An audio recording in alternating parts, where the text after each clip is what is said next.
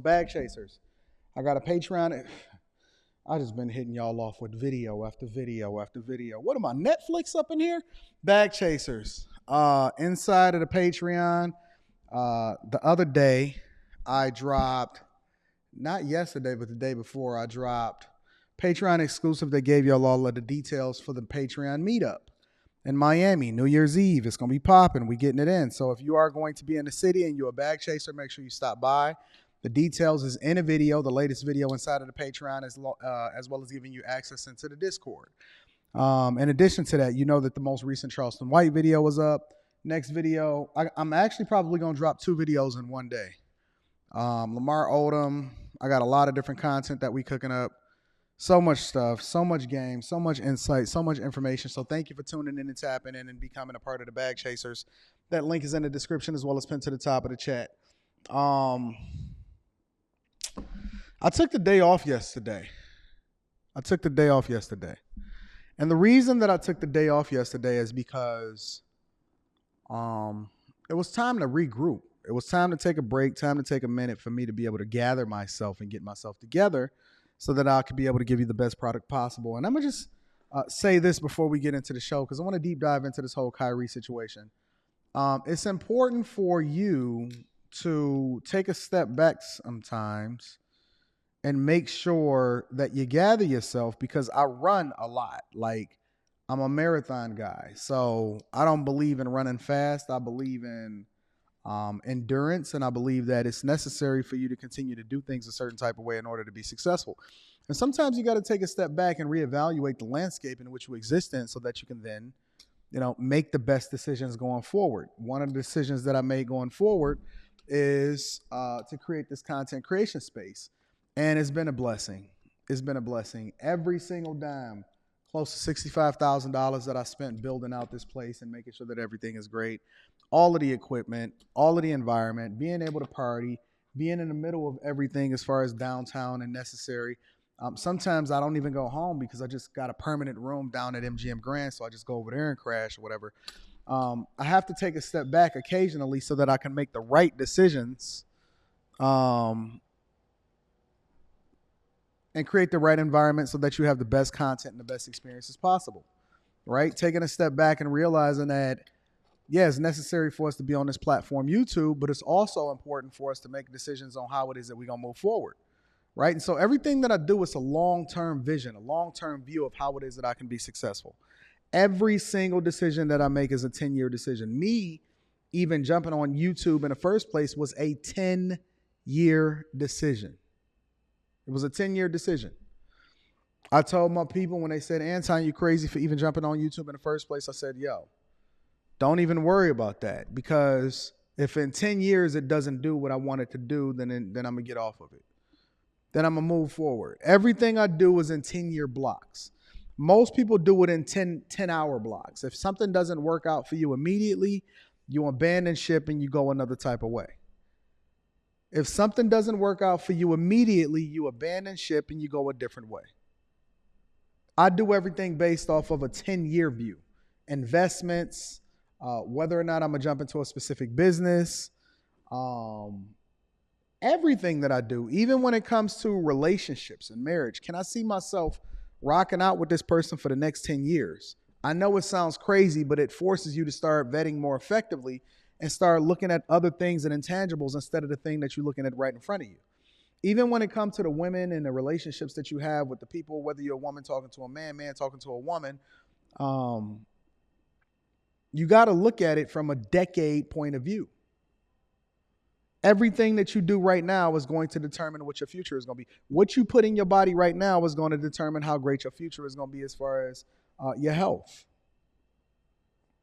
Everything that I do today is going to make, and so it forces you to think outside of, well, are they just giving good sex, or do they just got good box, or, do they make me feel good? Are they submissive and they nice? Because people grow when they evolve and they change and they turn into something that's completely different from what it is that you've been expecting.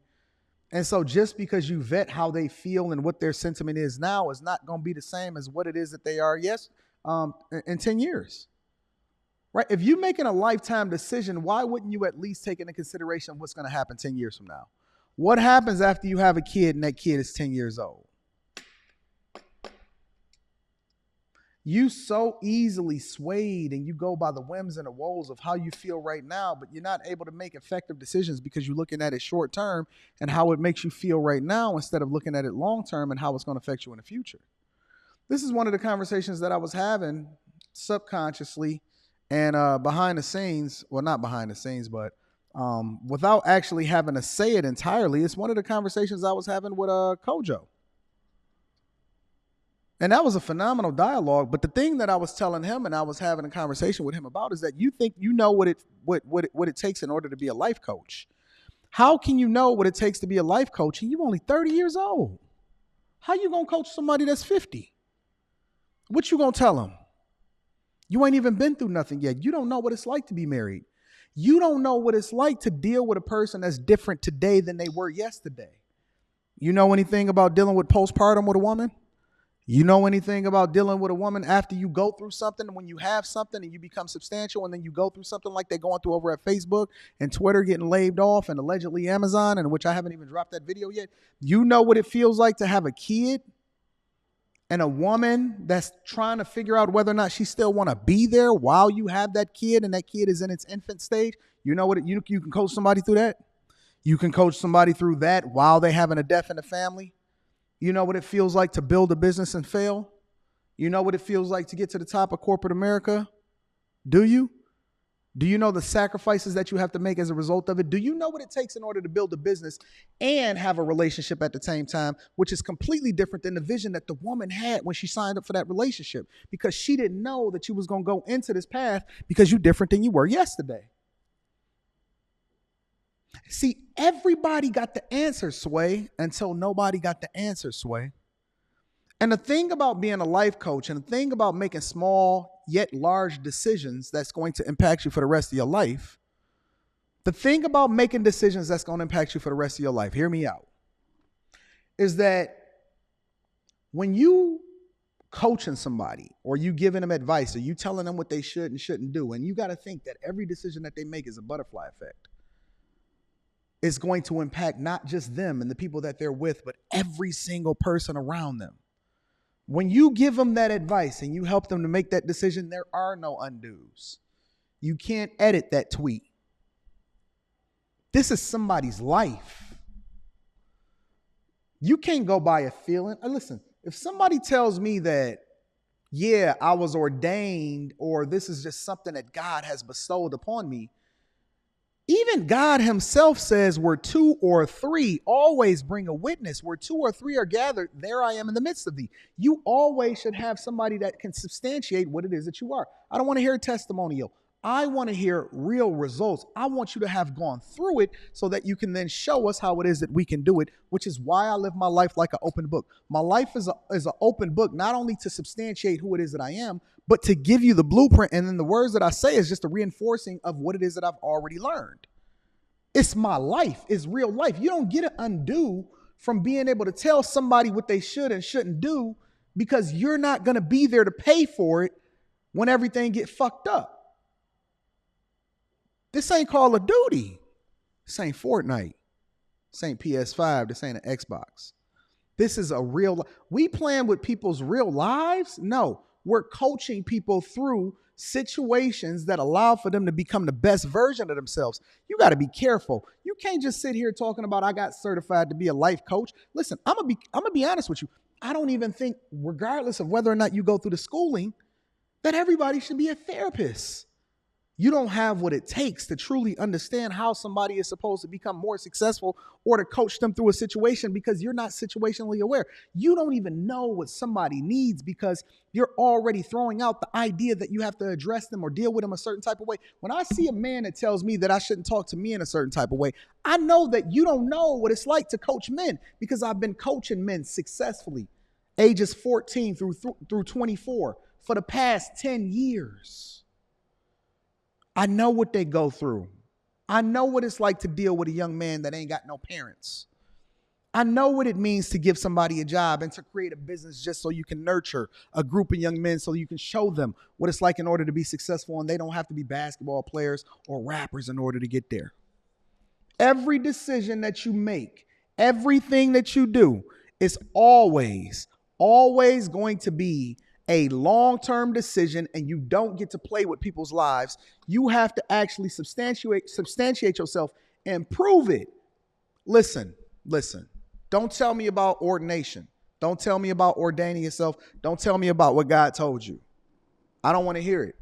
And this is a person that goes through and considers himself a hardcore Christian in my real life.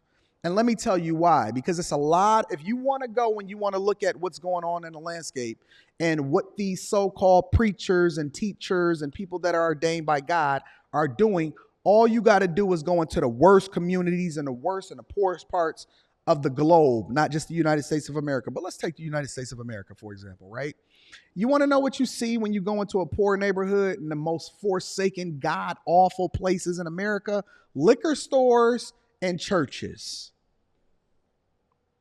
Liquor stores and churches. On every corner, it's going to be 4 corners and 4 churches all around. Where is God at in that? Where is it?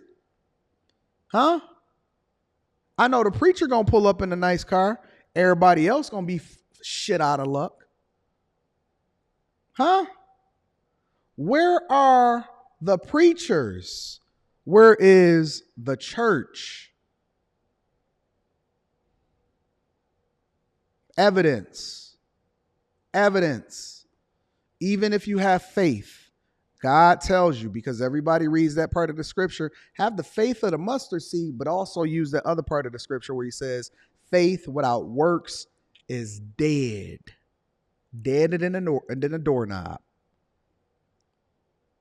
So all I'm telling you is that when you take into consideration what you're going to do on a daily basis, right? When you consider what's happening, I look at this Kyrie Irving and Brooklyn Nets, in which we're largely forgetting Kevin Durant. Remember when Kevin Durant and Kyrie Irving were best buds? Hey, the reason why I'm going over here to Brooklyn is because of Kyrie, and the reason I'm going over here is because of Kevin. Even friendships ain't forever. LeBron James absolutely 100% abandoned Kyrie when he needed him the most.